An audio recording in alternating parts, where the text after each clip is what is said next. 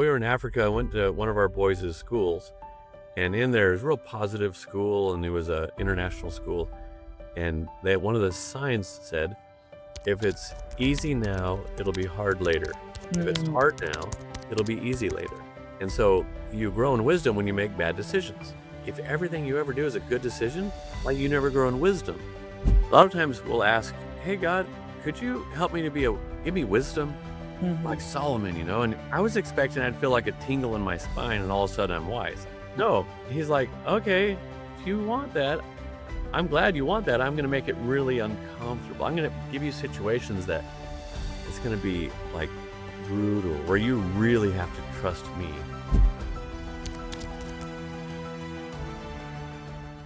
Hello, everyone, and welcome to Inner Work, the Collective Growth Podcast. I'm really excited to be able to welcome an incredible author and entrepreneur with us here today. Dave Munson is the founder and CEO of Saddleback Leather Company right here in North Texas. It's a global leather goods company known for heirloom quality designs and signature, get this, 100-year warranty. Now, big claim to fame there, Dave, and that's incredible. We're so excited to have you here and get to hear more about your leadership journey leading this really world-renowned organization and producer of goods, which I have to say we saw on How It's Made the other night, watching with our family at night. We got to see how it's made for some of your incredible leather goods. But Dave, for you, first off, welcome. Tell us a little bit about your journey and why this work is important to you. Well, thank you for having me on. That's really cool that you invited me. Yeah, thank you. So, yeah, I'm honored. So I've got a leather company, Saddleback Leather, and we sell bags all over the world. So it started when I was teaching English down in Mexico, and I wanted a bag to carry my books. So I was like, what would Indiana Jones carry? And so I thought, well, what kind of bag would he carry? Because he was like my hero, Hero, absolutely. And so I couldn't find a bag like that, but I found a guy making bags. And so I went to him and I said, hey, I sketched it out, this bag I had in my head, and he made it for me. And I don't want any breakable parts. I want him to fight over it when I'm dead. But therefore, that's our slogan. They'll fight over it when you're dead. Oh. And I named the book that too. Yeah. And so just told the story. Anyway, I got the bag. Everyone wanted one when I got back up to the States after a year. People were like stopping me 4 or 5 times a day. How could I get one of those bags? Wow. Well, I had a federale sent to kill me for something and all this stuff in Mexico trying to get this company going. Wow. And I worked for I think I worked for the Mexican mafia or cartel, for like 2 years on accident. That's a whole other story. We need another podcast episode for that. But anyway, I ended up in Juárez with my dog. I had a black lab named Blue. And he and I slept on the floor of a little $100 a month apartment with no hot water for about 3 years. And all the money I was saving, they would send bags up to Juárez as father and son, and I would take them to sell them at a friend's shop at night in El Paso, and Texas. And I would sell those bags on eBay. And then that was 2003 to 2006, living there. And in 2006, I was in Panama photographing my bags, and I checked MySpace, and there was this pretty young lady on there asking me questions, Suzette, and there was a picture of her gutting her deer, and I was like, oh my gosh, hi, Daddy Likey. That's the woman for me. I was on MySpace, and we met in 2006.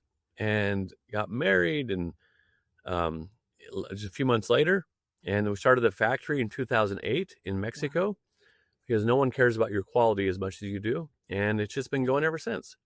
So It's been a real blessing to have that, and to have the factory and all the good people. And we've had a lot of people steal from us, a lot of Americans and Dutch and like Mexicans and like a lot of money.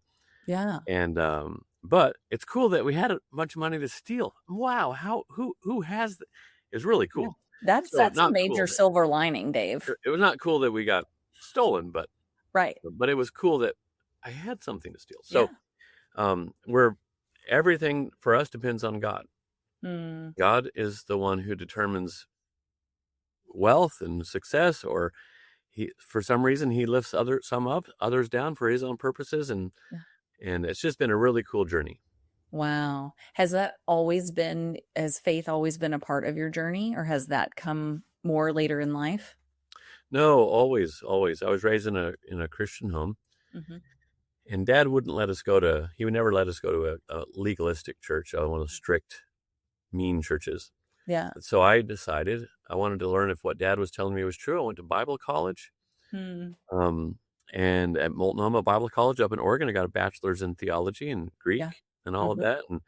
And then I was a youth pastor, and I burned out with that. And I went down to Mexico to teach English. Okay. And at a little Christian missionary school thing. And that's when I had the bag made. And so I wanted to, so we say we're a people company, cleverly disguised as a leather bag business. Yeah. And so it's never changed. I just want life short, and I don't want to waste my life living for myself. Yeah. Of course, it is fun to have stuff.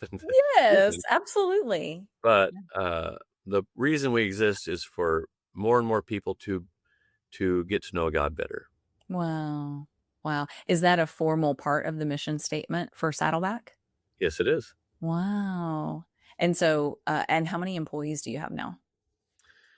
Here in the U.S., we have about 35 or so, 34, 35. And then we have about 100 in Mexico. Okay. Well, I was thinking, because so I would say same for collective growth, that we pray together, we talk about what God's doing in our organization and what we want how we want to be vessels. And then I think sometimes, do I want it to be a requirement for someone down the road? That it's like, how do you approach that? That I know people, because we do talk about our faith, it might make people who aren't believers uncomfortable, if they're coming into the organization. But I wonder how you approach that formally. We tell them, hey, we pray before, we just interviewed a fella or several people for a position. And we said, just to make sure, we don't, there's no requirement. We've had Buddhists, we've had Mormons, we've had all the different religions, Catholics, we've even had Baptists. Yeah. Baptists. And we tell them, hey, we pray before meetings and stuff like that. So if that bothers you, you're really going to feel uncomfortable here. Yeah. In fact, we'll pray for you. And so and we've had people who have come on, and someone will say, hey, let's open a meeting in prayer, or someone pray for the food. And they start making noise during the meeting. Oh, really?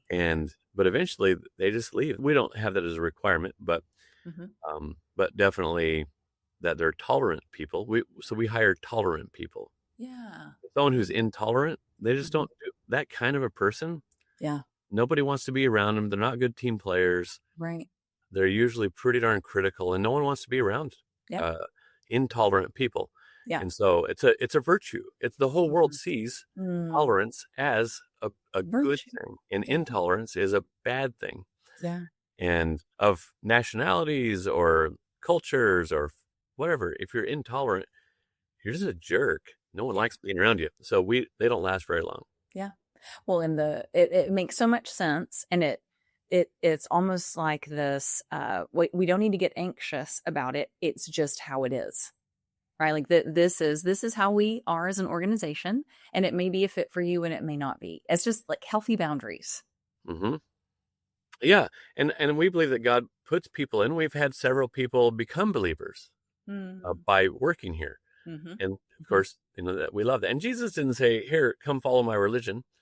He said, "Come follow me, and spend time with me." And so we're always sure to get the gospel in. We just say, "This is what happened, and Jesus died for our sins, and he was buried, and then on the third day he rose again." And man, I'm counting on that. Like that's all I got. Mm-hmm. And so when I die and God says, "Why should I let you come into heaven?" I would say, "Because you told me your son paid for all my sins." Yeah, that's all I got. I believed in you. Yeah, that's all I got. That's and right. I just trusted what you said was true, God. Yeah. And he would give me the big old giant fist bump and come on in. Come on in. come on in. Yeah. So anyway, but Yeah. so we're pretty, we're super tolerant. We just love people. We don't just love relievers. Yeah. We love people. So anyway, that's the idea behind the business, and it's really cool. That's amazing. Is Suzette a part of the business these days?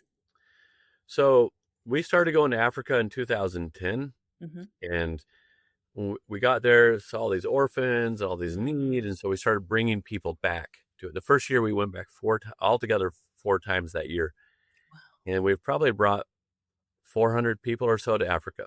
Wow. To visit their sponsored kids or to go see what's up, Yeah. And go on safari and stuff too. But so she's very involved in that. She stepped out of designing and all of that sort of thing, and into that. So, but recently, she said her hip was hurting a lot, shooting pain in her hip. She's 54, and I go, honey, that's your shoes. You have bad shoes. You have bad shape in your shoes. That causes hip and back problems and knee problems, all that stuff. And so we already have orthopedic type shoes. And so I said, hey, you want to design some boots, some women's boots? She's real stylish. Yeah. She's like, okay, maybe I'll get back in for that. Yes. So she's mainly spends time with the ministries over in Rwanda. And she pours into our boys over there, or sponsored, really we didn't adopt them, but they're our boys. Yeah. And she pours into getting people involved, and at her school in Mexico, stuff like that. So she's really involved with the people, the philanthropic, the ministry side of things. Yeah, that's amazing. Your boys in Africa, is that through another ministry, or did you start a ministry that does that work in Rwanda?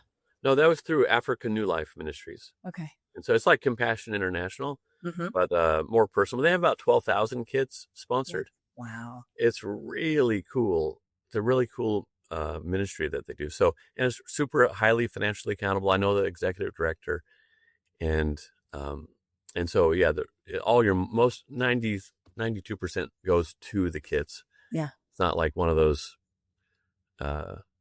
cash for cars, or one of those where it's 10% goes to kids or something. Right. Yeah. But yeah, so it's through that. I'm imagining you back in Mexico getting that first bag made. Talk about Scrappy, right? Early years of your company. Was it called Saddleback Leather then, or did you have a different name originally? No, I went 2 years without a name. I didn't know what to name it. So I just didn't put a name on anything. I just sold leather bags. Yeah. So, there were no markings on it, nothing. So, 2005 is when I came up with the name Saddleback. And what's the origin of that? Why Saddleback? My brother bought me a Camelback backpack, with the water thing. Yeah. And I was like, oh, I like back. I like the name Jack. It's a strong. It's like, yeah, and then Saddleback Mountain. There are a lot of those. It's a mountain with a dip in the middle. And I used to go hiking at Saddleback Mountain up in Oregon. And then there was Turtleback Mountain there where I used to live in New Mexico. And I was like, back, saddle, heavy leather. We're not Western, we're not cowboy, but heavy, solid, thick, durable saddleback. Yeah. So came about. And it works. Yeah. And as you've grown the business, worked to scale the business, how has that changed you? What was a moment, that's something that we approach here on Inner Work, is inner work drives outer change. What inner work have you needed to do to get where you are today? Yeah. So, there was a time in the business, I can't legally say, the FBI got involved. They reached out to me about someone that was working, an important person that I was working with. This is when you were unintentionally with the mafia. No, that was after that. Oh. That was after that. So Dave's many adventures. And so I had to run my own business, and I had kind of outsourced that. I was just worked in my, my sweet spot, my, designing and stuff like that. Sure. But if you want to grow in a lot of times we'll ask, hey God, could you help me to give me wisdom like Solomon, and Yeah. I was expecting I'd feel like a tingle in my spine and all of a sudden I'm wise. No, he's like, okay, if you want that, I'm glad you want that. I'm going to make it really uncomfortable. I'm going to give you situations that it's going to be like brutal, where you really have to trust me. Yeah. And you're going to learn all these things never to do again, and how to set things in place, and you're going to grow in wisdom from really painful situations. Yeah. Dave, that is where I am right now. So please speak the truth. Speak some wisdom. So when we ask for patience, then I'm like, God, help me to be a patient person. Then he's like, okay, I'm going to have you get married. I'm going to put you in the crucible. And then you're going to have to flex all the time your patience muscle. Yeah. I'm going to give you kids. And then the kids, and then you're like, and then, hey, God, help me to be, like, whatever, give me faith, and you're like, all right, all right, I'm glad There we go. You asked for it. God chooses me. And then you asked for it, but then a lot of times we don't like how he answers that, but he gives us puts us in situations and puts people around us to do that. It's not, Jesus didn't come here to make us happy. That's right. God's goal is not to make us happy. That's not why we're here. Maybe it's to make us holy. So anyway, when people who work through these things and they stick with it, even when it's really a drag. So my marriage has really helped me to become, it's helped my business, because as God shapes me through my marriage, and my wife too, she's like, I married the biggest jerk in the world sometimes. And I'm like, oh my gosh, no, you're the jerk, Right.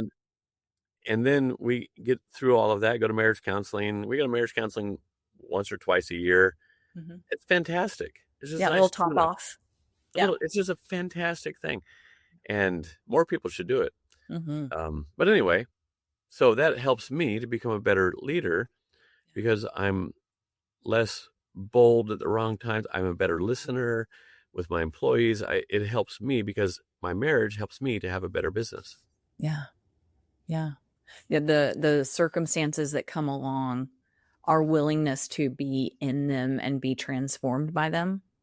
I'm really working through a lot of that right now, and in our attempts to scale collective growth, and with the goal of providing transformational services to more people, knowing that there are more companies and more leaders who need the type of support that we can offer, and we want to be vessels in that way. And in the process of that, so much that I'm having to change my perspective around myself as a leader, around what is possible for a team of people to achieve, around what I need to let go control over, which is I didn't realize I was as much of a control freak as I am. So to let some of those things go is asking a lot. I'm in the thick of it. It's interesting. I've always told, you got to delegate out and stuff. Yeah. And get work done through other people. Then that's really true. We were struggling of course, when you own a business, you own a problem solving company. That's right. And so that's just what it is. Yeah. And so we were struggling, and I was like, a friend of mine ran a $13 billion company, and he's part of Africa New Life. We'd go there, and he was always there. And so we became friends, and so he retired not long ago, and I said, hey, could you help me take a look at my business, stuff like that. Yeah. So he jumped in, and where was I going with? I said control freak, letting things go. And so he said, Dave, you haven't controlled enough. You've let things, like, you fully delegate and walk away without follow up and check it. He said, you need to micromanage more. And I'm like, yeah, the people who write the books about it haven't done it, but that's what you're supposed to do, is delegate out, don't micromanage stuff. He said, no, there are times when you get in there and you run with an idea and you force it through. Yeah. No, but if they have to let it be their idea, that's like super nice guy stuff. He goes, no, he said sometimes, like, they don't write books about people who go bankrupt, but who are really nice communicators. Everyone loved them. People got the tattoo with their name on their arm and all that sort of thing. Like, no, they write books about people who, not that you want a book about you, but like they write books about people because they're good leaders if they get profit at the end of the year. Yeah. And if you're not getting profit at the end of the year, you're being too hands off. So you need some things you need to be like, you need to control. You need to get in there and force it through. Right. Well, the distance between micromanaging and complete chaos is a long way, right? Like the people think if I give specific instructions, I'm micromanaging and people don't want to be micromanaged. That's giving clarity and structure and guardrails is not micromanaging. It's setting the stage and the tone. And for a founder-led business like you're in, that's what people crave. Is they're working for you because they appreciate you and they want to do things in the spirit with which Dave Munson would do it. And so they're like, Dave, show us the box that we're operating within. Show us some of the rules of the road, the guardrails, and then we can give people freedom when the expectations are clear. And that's where that blend of accountability and compassion comes in. Very well said. I like that. But so many people back off of that if I give instruction or I coach or I hold accountable, I'm a micromanager. It's like this, we have this fear around it. No, there's a way, there's an expectation, a way we need it done. And we're inviting people into that, which for a lot of people gives them a sense of security and safety. Mm-hmm. Yeah. You know, a few years ago, my daughter, she's almost 19 now. She was about 16. I called her out on something. I said, Sella, you did this wrong. You never should have done it. I can't believe you did that, And she said, Dad, you're ruining my day. Like, you're making me feel uncomfortable. Yeah. I go, wow. See this? You know what this is right here? This is a little tiny violin. She was really in the wrong and she knew it, but I made her feel uncomfortable. Like, when you get into the real world, you get over that. Yeah. But, we try to be as gentle and kind as possible. We have a lot of people who've worked here for, 18 years and stuff, but you have to speak truth into people's lives too. That's right. Well, it's that it goes back to just what we were saying a minute ago. It's telling the truth. Like and we train a lot around growth mindset and the importance of feedback. And we talk about feedback and growth mindset. In fact, we had, I'll come back to that story about my son because it's a good one, but that if we don't give people feedback, we're doing them a disservice because how do they know what to correct? You come to their review annually and you've taken all these points off for stuff they never knew they did. And so where's the relationship there? Yeah. And if you do it once a year, they're like, how long have you known about this? You're right. Like, 9 months. Yeah. You're like, why didn't you say something 9 months ago? Yes. Like, give me the chance. 8 months and a week less, Exactly. Yes. Yeah, we had parent-teacher conferences this week, and my 9-year-old son in 3rd grade, the teacher does a something to grow on. What is it? Something to glow on. So the kid says something they're proud of, and something to grow on, something they'd like to improve in. And I think he was talking about his spelling tests and doing really well on those. So he's very strongly verbal. And then he said, I'm not very good at math. And then what he was going to work on about math. And I covered my face because they've talked about that so much in school. It's if you say, I'm not this, it's I'm not this yet. We're a work in progress. We're always growing and we're not good or bad at things. We're on a continuum. But I was like, oh my gosh, already there's been a transition from 8 to 9 where he's defining himself on areas where he's not succeeding. And he's still great. First off, has an A in math, but second, he's getting in his head. Mm-hmm. And I asked him later in the day, I said, Hogan, what would you tell a friend who said they're not creative or they're not a good drawer? And he said that maybe, it may not be their best thing, but maybe they want to work at it. So it's like he's internalizing that for other people, but not for himself. And I want to intercede there, and bring back this may not be your favorite thing, may not be your best thing, but we can always get better at it. Not, I'm not good at it. No.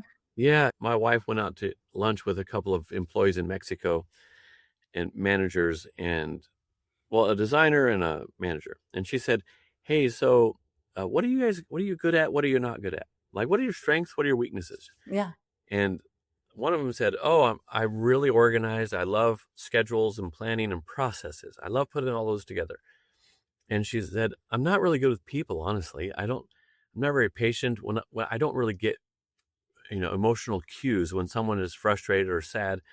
I just bowl through and get things planned and done. Yeah. He's like, I need to work on that, but I've never been good at that. Yeah. And the other lady goes, I don't have any weaknesses. I'm good at all things. She's like, no, well, like, what would you like? Which is full of pride. Right. Like, I'm good at all things. That's not self-aware. Right. Right. Or you want to impress everyone with that, how great you are. And so fear. But there's probably a list of 7 or 8 codes that a psychologist could put on her file. That's right. That go with that. That's right. So I always say everyone's got to take out the trash. I just finished going through a lot of spreadsheets and data.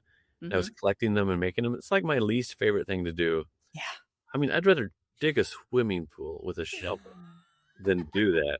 Yeah. But I had to. Mm-hmm. And so everyone's got to take out the trash sometimes. Yeah. But I try not to work more than like 30% in stuff that I'm naturally not like drawn towards. Mm-hmm. Absolutely. And so when I'm talking to someone, I go, what kind of an employee or this recent interviews, what kind of work do you do where you start in the morning and then you look up and you go, oh, dang, I missed lunch. Mm-hmm. Oh, yeah. Or the other kind of work you're like, it's only 9:07. Yeah.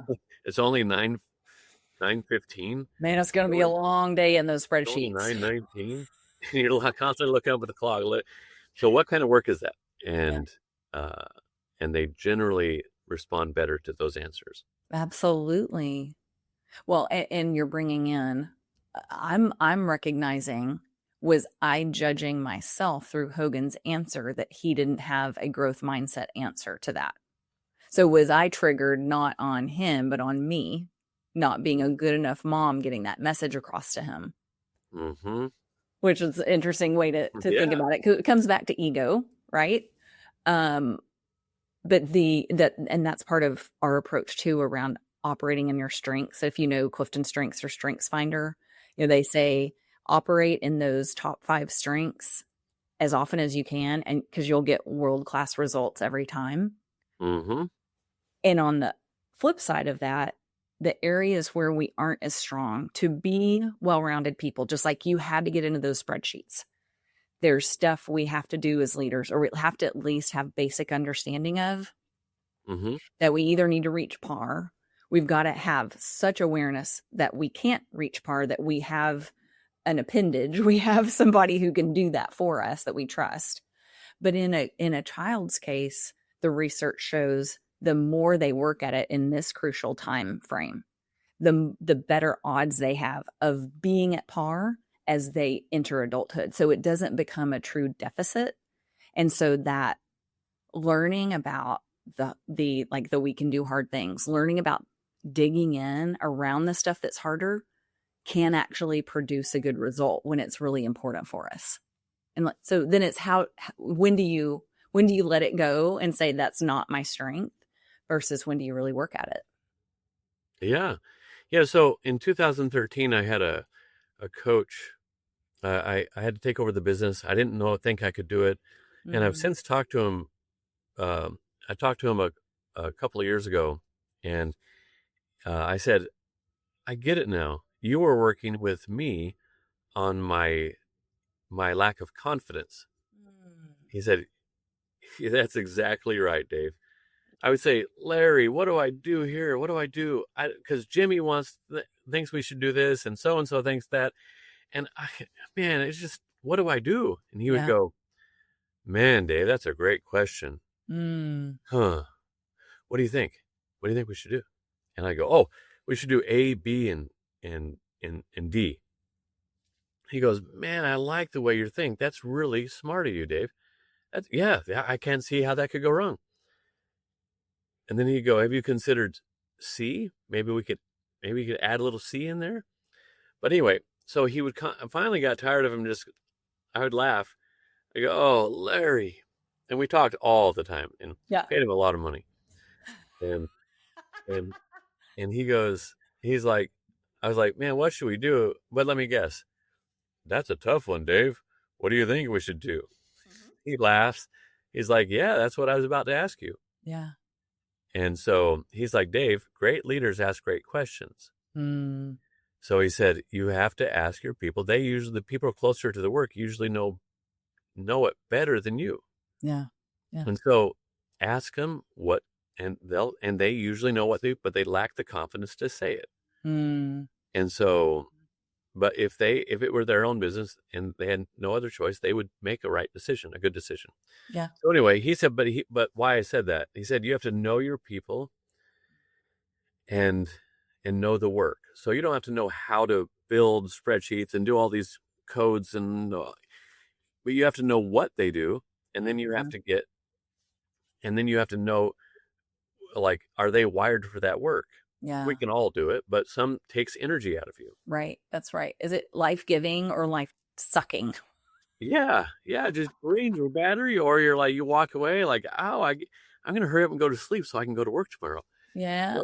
Yeah. And so he said, so then make sure that the type of work aligns with the type of people.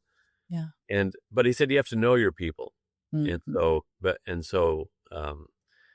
those tests, those personality tests, they really help. Any test is better than no test. That's right. Yeah. Enneagram, core values index, all those. I was going to say, do you use Enneagram? What do you use? So as I begin to get my confidence, now I'm confident I can go and do anything. And I've always known that. Yeah. I'll just drive down to Mexico with no maps and just show up, and I know it'll all work out. So I don't have a problem with confidence in certain categories. But I think there are probably maybe like 10 categories of confidence, perhaps. Yeah. Different maybe types. 8, something like that. I don't know.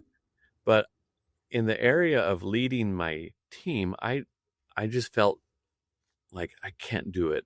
So I talked to him, and I was like, you were building my confidence up, weren't you, Larry? He goes, yep. You know how to run the business. Yeah. I gave you some guidelines and some tips that, like, ask questions and ask, what do you think we should do? And then ask by when. Oh, who does what by when? Yes. That's great. Yep. What should we do? Oh, I love your answer. By when do you think we can start that? Yep. Oh, I don't know. Like, backing great. Well, I'd have to get a hold of a lot of stuff, people, everything. Okay, by when will you know? By when will you know when we can have that done? And you're getting input the whole time. It's a beautiful change management approach. Yeah. So he helped me with that. That was a real biggie. It's amazing for me. Yeah. So the business started shaping as he was shaping me. And of course, learning certain, those 2 questions, by when, what do you think we should do? And by when, those were monsters for me. Yeah. But really, most people know how to run a business. It's logical. Yeah. You learn certain things along the way, but that was a big transformation for me that time right there. Yeah. I wonder if I'm approaching that curve right now, because we've been so focused the last couple of years, and largely me, on building the infrastructure because I was a solo entrepreneur for a number of years. What'd you do? Everything lived in my head. So doing this work, so doing the consulting and the executive coaching, but I didn't document the IP. I just did it. And so I've really worked hard and put in the time to build that out. So now that we can execute as a team, it's so powerful to see the machines start to move into operation. But I've been more directive up to this point around this is how I want it done. Mhm. And I bet it's time, as you mentioned, to start stepping into allowing other people to use their unique ability to make what I've created better. Yeah, he said if someone else can do it 70% as well as you can, let them do it. Yeah. Yeah. He said, because I was like, no one's as good as me at all these.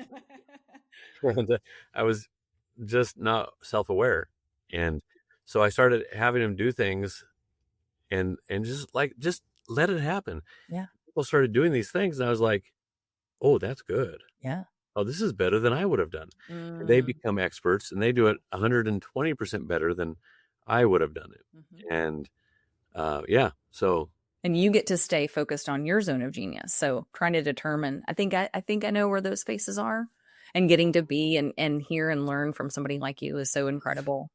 You talk about confidence, and I'm experiencing that increase in confidence. And this was another conversation I had yesterday, by acting confident, right? The fake it till you make it. Do the things that you're afraid to do. And then you earn confidence through that.